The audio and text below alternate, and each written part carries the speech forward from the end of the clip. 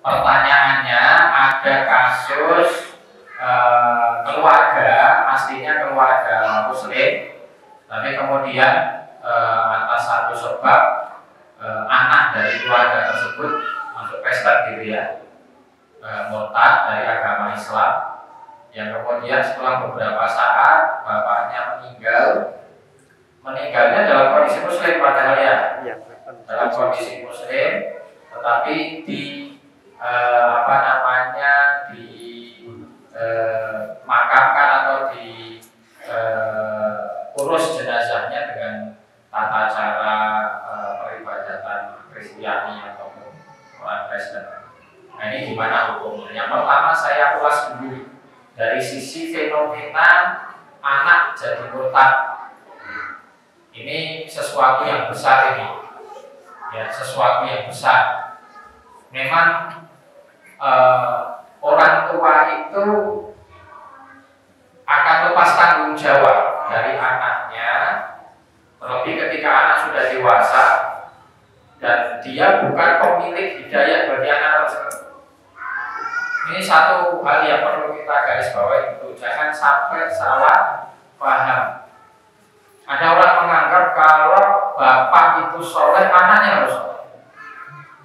Ya, realitanya Nabiullah Nuh alaihissalam diuji oleh Allah Subhanahu wa taala dengan anak yang tidak soleh. Ya.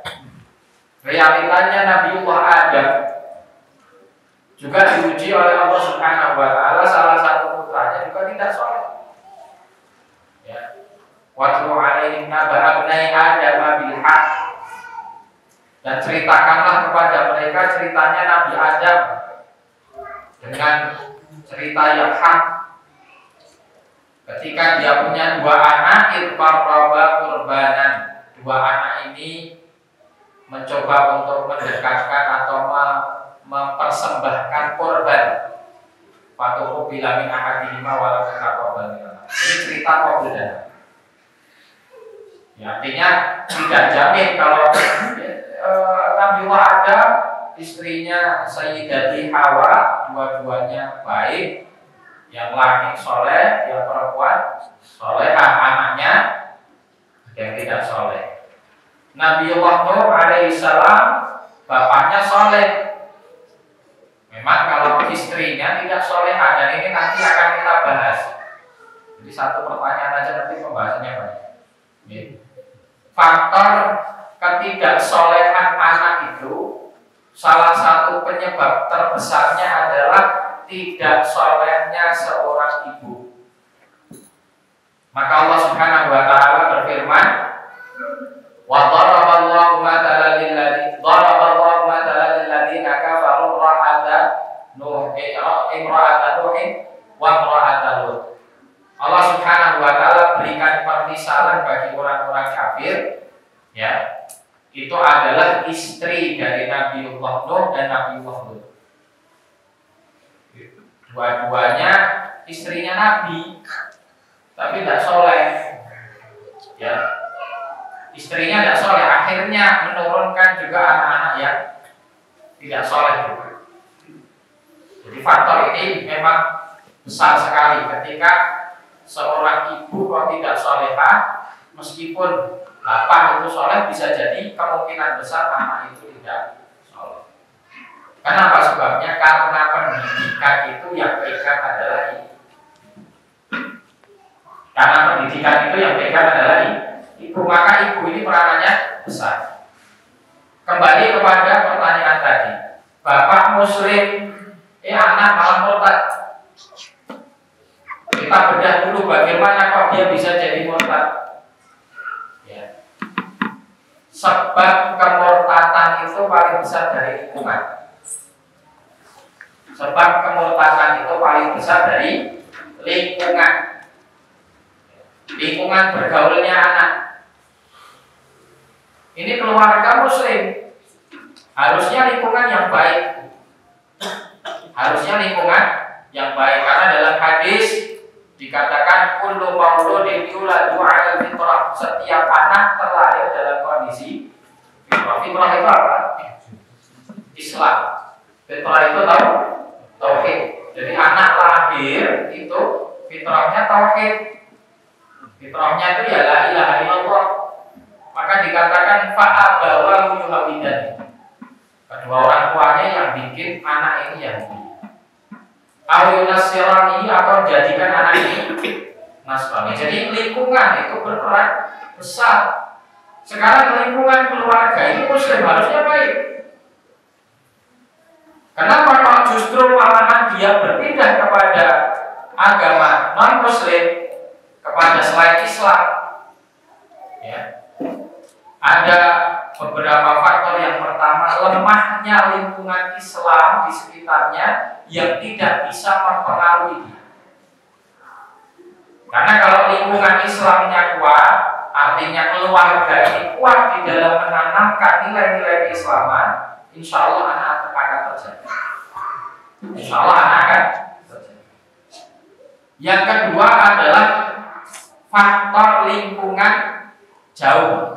Lingkungan dekatnya rumah, lingkungan jauhnya berarti masyarakat, lingkungan jauhnya teman, ya, kerabat atau pergaulan dari anak itu. Dan itu berpengaruh juga, memang mempengaruhi dia keluar dari terkait hukum.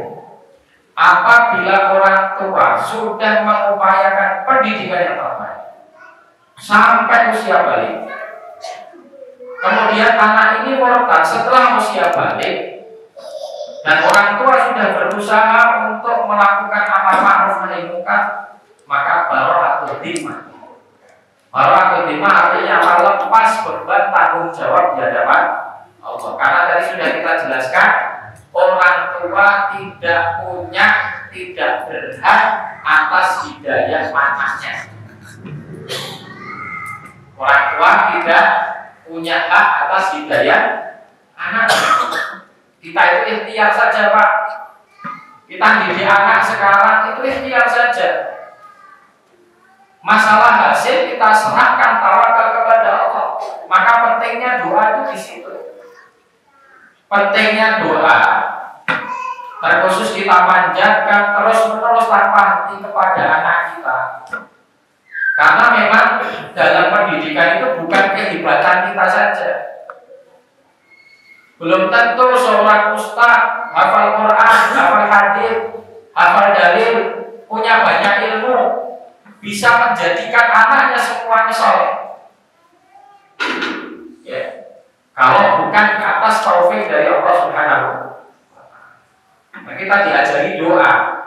Dalam Al-Quran surat Al-Furqan, Allah Subhanahu wa Ta'ala berfirman, alladzina yaquluna rabbana hab lana min azwajina wa dzurriyyatina qurrata a'yun waj'alna lil muttaqina imama. Ini doa kita. Doakan keluarga kita agar senantiasa ditunjukkan oleh Allah Subhanahu wa Ta'ala kepada jalan yang benar. Doanya Nabi Ibrahim, Rabbi habli minas shalihin, Rabbi ja'alni muqimas sholati wa min dzurriyyati. Jadi kalau kita doa buat diri kita, jangan sampai lupa doa buat keluarga. Ini sunnahnya Nabiullah Ibrahim. Ya, Nabiullah Ibrahim itu doa buat dirinya dan juga buat keluarganya. Rabbi ja'alni muqimas sholati wa min dzurriyyati, bukan hanya keluarga, dan dzurriyyah, anak keturunan. Maka barokah dari doa ini, dua keturunan dari Nabiullah Ibrahim semuanya nabi. Ya, yang pertama Ismail lebih besar daripada Ishak. Ismail dilahirkan dari ibunda Siti Hajar. Kemudian adiknya Ishak dilahirkan dari ibunda Sayyidati Sarah. Meskipun kalau secara status pernikahannya Sarah ini istri pertama, ya, tetapi melahirkan anak kedua. Hajar istri kedua, tapi melahirkan anak pertama. Dan dalam Al-Quran ini ada satu ilmu juga dicatat. Kalau ada kisah Nabi Ibrahim, disebutkan itu di situ hulamun halim, karena Allah nyampaikan kabar gembira kepada keluarga Nabi Ibrahim, kadang disebut gulamun halim, kadang disebut gulamun alim. Kalau gulamun halim yang dimaksud itu Ismail, kalau gulamun alim yang dimaksud itu adalah Ishak. Itu pentingnya ilmu. Jadi antara halim dan alim itu beda. Yang gulamun alim itu siapa tadi? Yang alim. Yang alim itu Ishak. Alim itu artinya alim. Punya ilmu. Halim itu artinya lembut, dan itu adalah Ismail. Itu barokah doa. Karena Nabiullah Ibrahim berdoa, maka anaknya dua-duanya Nabi, keturunannya pun soleh-soleh. Dari keturunan Nabiullah Ishak lahir putranya Yakub, Nabi juga. Dari Yakub lahir 11 anak, 12 mohon maaf. Ya, lahir 12 anak. Meskipun sempat ada konflik, tapi ujungnya mereka bertobat, soleh-soleh semua. Salah satunya Nabiullah Yusuf. Dari anaknya ada yang namanya Lawi. 12 itu selain Yusuf, Bunyamin, ada namanya Lawi, ada namanya Yahuda. Dari Lawi ini keturunan ke bawah semuanya Nabi.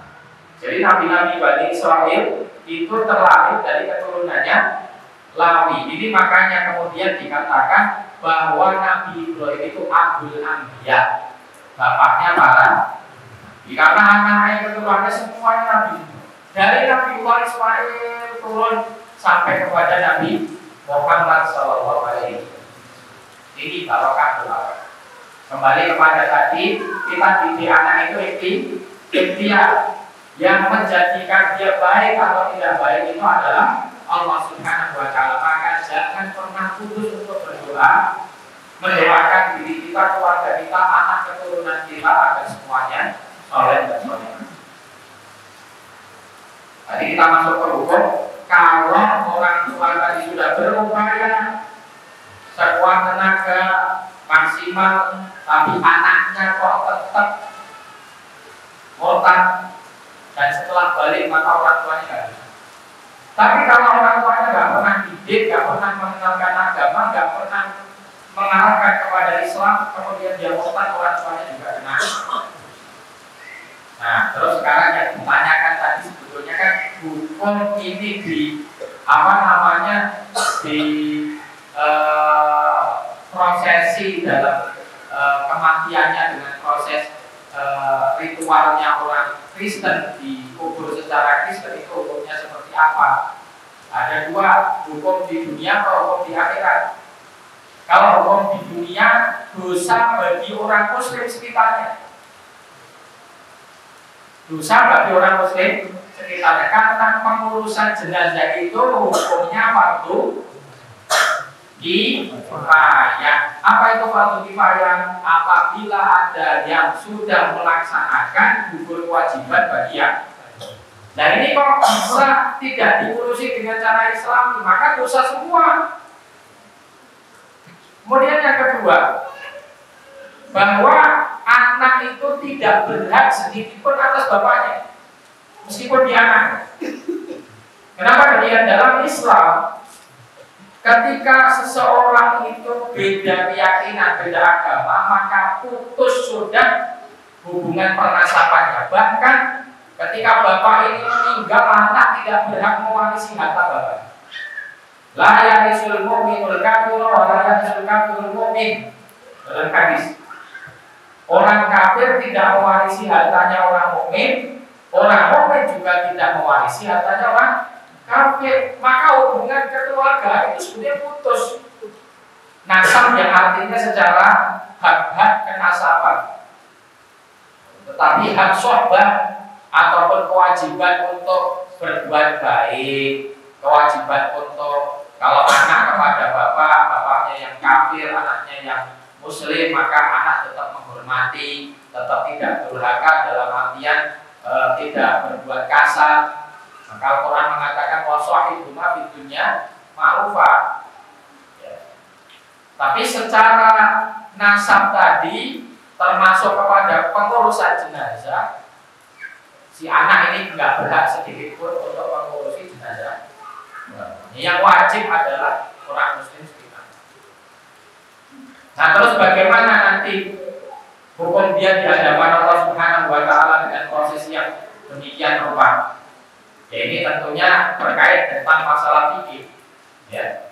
Apabila seorang meninggal, apalagi dia muslim, maka kewajibannya bukan kepada si mayit, karena mayit sudah meninggal, jadi dia nggak wajib apa, sudah taklifnya sudah hilang, dia bisa ngapa. Tapi hal yang harus diselesaikan dari perkaranya adalah satu, memandikan. Ya, memandikan. Dalam mandi jenazah, memandikan jenazah itu sebetulnya ada dua pokok. Yang pertama, membersihkan sisa-sisa najis. Membersihkan sisa-sisa najis. Maka dalam memandikan jenazah itu yang terpenting adalah dibersihkan najis-najis yang masih tersisa, terkhusus adalah di bagian pembuangan. Maka kalau bisa itu ketika memandikan, kaki itu dinaikkan sedikit, terus juga di bagian perut ini sedikit ditekan, tujuannya agar kotoran yang masih tersisa itu bisa bernajis semua itu. Yang kedua adalah membasuh, mengguyur seluruh badan dengan air. Itu minimalnya. Ya, kalau maksimalnya sesuai sunnah ya tata cara mandi jenazah ya ma'ruf. Memandikan, kalau sunnahnya dengan daun bidara, ya, memandikan dengan air yang dicampur dengan kafur, sekarang jadikan kafur baru. Kemudian dikasih wewangian, itu yang sunnah. Kemudian setelah dimandikan, kewajibannya adalah mengkafani. Dan kafan makruh di dalam Islam bahwa akhirul kafan, semilih-milihnya kafan adalah satu helai kain putih. Ya. Yang sempurna bagi laki-laki 3 lapis, bagi perempuan 5 lapis. Ini yang sempurna seperti itu. Tapi kalau tidak ada itu satu kain sudah. Sedangkan prosesi Kristen itu nggak pakai kain kafan, dipasang. Kemudian dikuburkan, dan tata cara penguburannya disolatkan dulu. Berarti itu nggak disolatkan ya? Solatkan dulu. Ya, alhamdulillah kalau jenazahnya tetap diterima di sisi Allah Subhanahu wa taala sebagaimana amalan yang dilakukan di dunia. Ya. Kalau dia pernah berdosa, dia tobat, ya insya Allah. Tapi juga ini wallahu a'lam, ya, kita tidak membicarakan orang yang sudah meninggal. Tapi bisa jadi problem ini juga jaza atas kadar orang ketika masih hidup menyepelekan urusan Islam.